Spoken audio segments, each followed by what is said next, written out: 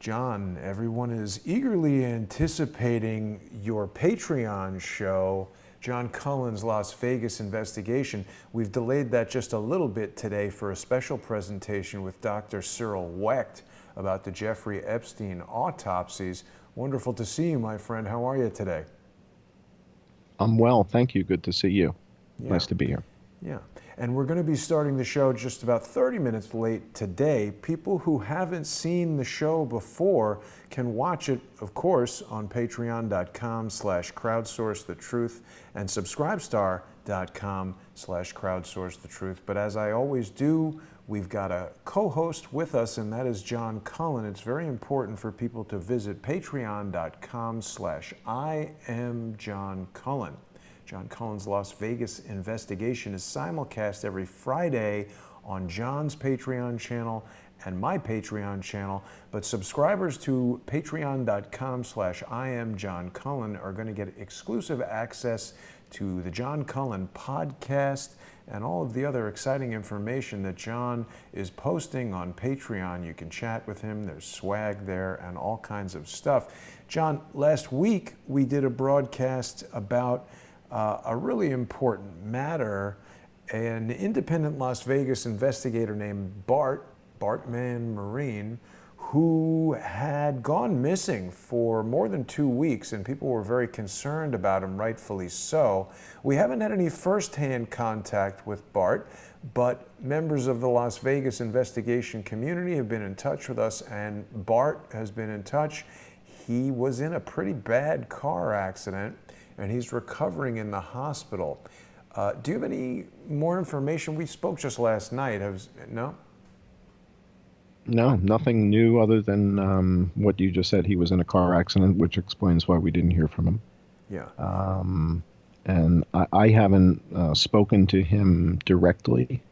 I think you've had some correspondence with some friends of his that confirmed that he was hurt pretty bad. So yeah, we don't know if there's any foul play or this was just purely an accident or what. We have no idea. So yeah, we're not speculating at this time until we speak to him.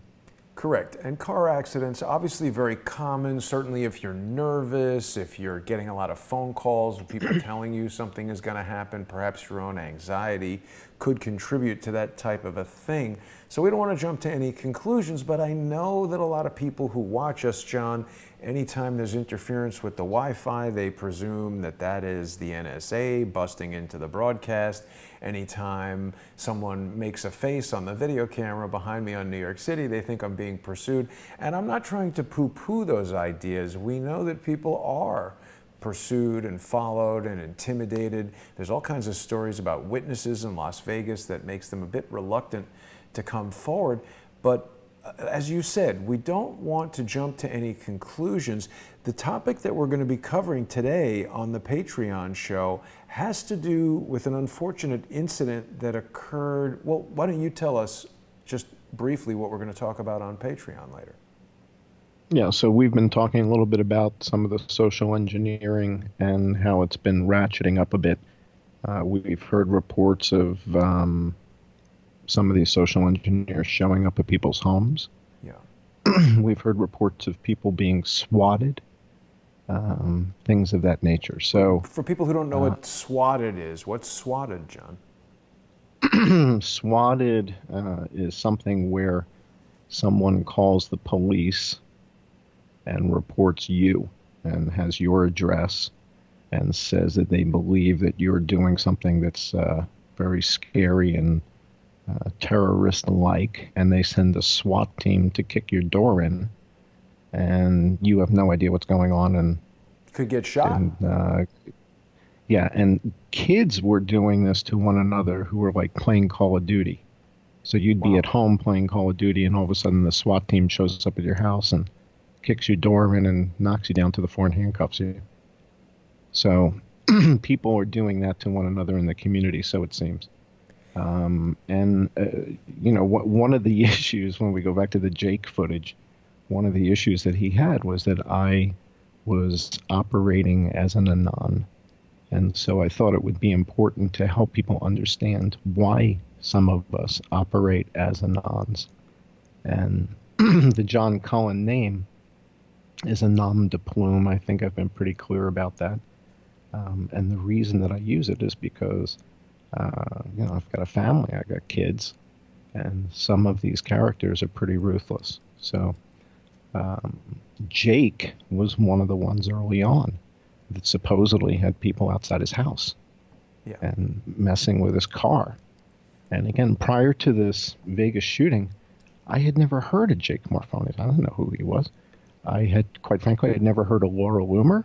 I had never heard of Matt Couch. I had never heard of Chernovich. I never heard of Posobiec. Any of this alternative media, I had never heard of before the Las Vegas shooting. Hmm. So for me, seeing him and his stuff and him talking about people outside his house and gunfire and his Seemed tires real. getting slashed. Yeah, and I'm thinking, I'm not going to use my real name. What are you kidding? You No actually way. even said that to him during the interview. He demanded that you Yeah. show your face, reveal your name, even though that would Yeah. have no impact whatsoever on the validity of your evidence. From the one Yeah. hand, it makes sense. Like, I've Yeah. become reluctant to deal with people who don't reveal their real names, and I think it's obvious. People who've been watching the show for 2 or 3 years are going to know why that is, but not live on air. I respect the fact that there are some people who reveal things to me that I keep secret so that we have a trust between us. And I don't necessarily reveal those to the public because, as you said, you've got kids. We should remind people that Jake demanded that you put your son on the phone, and he, in Thai, basically, well, I don't want to go into it beyond what you want to say about it, but Mm-hmm. that's what Jake did. Well, look, again, at the end of the day, there's a reason that some people opt to be anonymous when they're bringing information to the forefront that's potentially incendiary, scary stuff. And in this case, I'm pointing fingers at people that, for all intents and purposes, have unlimited means. And if I'm right with my hypothesis, have already demonstrated that killing people just is, it's a non-issue. Happy to do it. Yeah. Killing people is just not a problem. So, if we're dealing with people like that, that's why protecting my identity is important. And if anybody has seen the footage of Julian Assange getting carried out of the embassy, that's what happens when they know who you are. Right. That's Good what happens when they know demonstration. where you are. Yeah. Good. In the case of Julian Assange, it's a good demonstration of how far they're willing to go. I think we've learned over the months and years that there are degrees to which all this happens. I think it starts with sort of like low-level harassment, making fun of you on the internet, putting in crappy comments on the YouTube comments or whatever it might be, putting your phone number out, calling people a million times. There are guests who have appeared previously on Crowdsource the Truth who declined due to social engineering, and that's what the social engineers want to do. They want to harass people. When they see a new guest who seems effective, they want to try to harass that person. And me, they tried to harass me. People remember what went on with the Who spoofed the Seth Rich files and George Webb and all that nonsense. And I mean, eventually, when you get close enough to the truth, you gave the example of Julian Assange, they will take more extreme steps. So we're going to be talking. What about Yeah. Chelsea Manning? Chelsea Manning, I think, is still in custody, is still in prison. Again in custody. Again, because because she won't testify against Julian. Right. Yeah. So They'll go pretty hard this is against why. you if they want to. Yeah. Ask Seth Rich about that.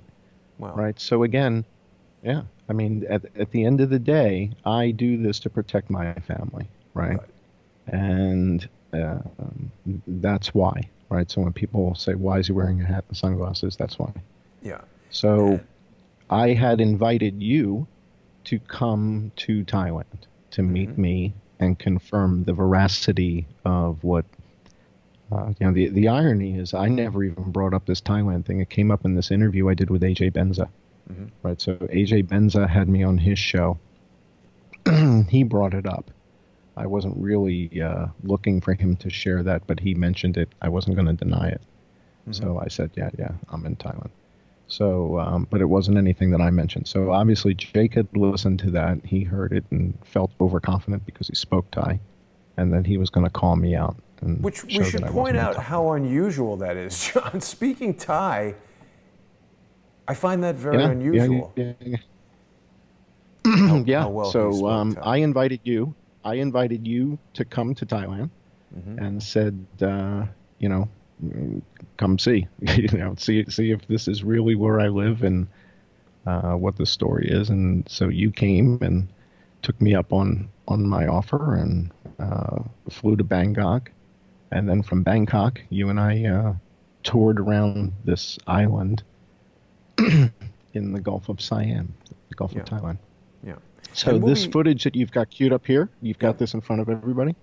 We're Yeah. not going So to this play it is right now, but this is a piece okay. of what we're going to be looking at when we transition over to the show that's going to be happening at 6:30 p.m. Eastern on patreon.com/I am John Cullen, patreon.com/crowdsourcethetruth, and subscribestar.com/crowdsourcethetruth. For people who are really interested in seeing this, they can come over there and join us.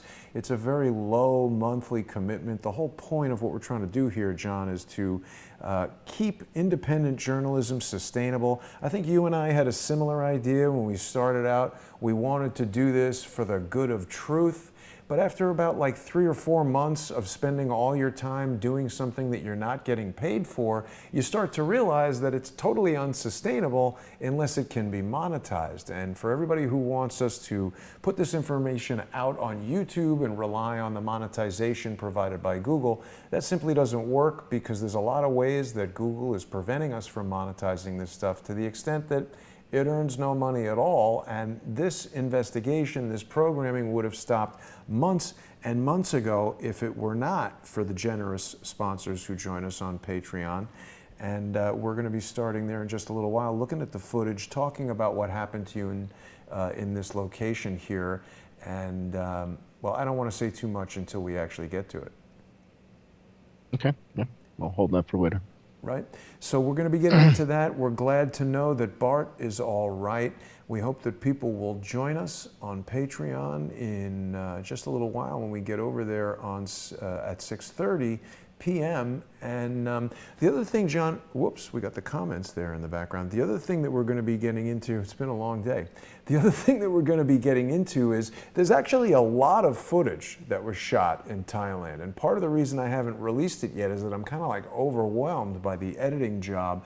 But you and I have decided that we're going to start playing little bits of it each week on the Patreon show so that people who are very interested in your investigation and what was going on in Thailand, what we discovered there, they can start to see what was basically covered by that trip. And it's a nice way for our Patreon sponsors to get a little bit kind of behind the scenes, and it's a nice way for you and I to share that with everybody. Yeah. Yeah.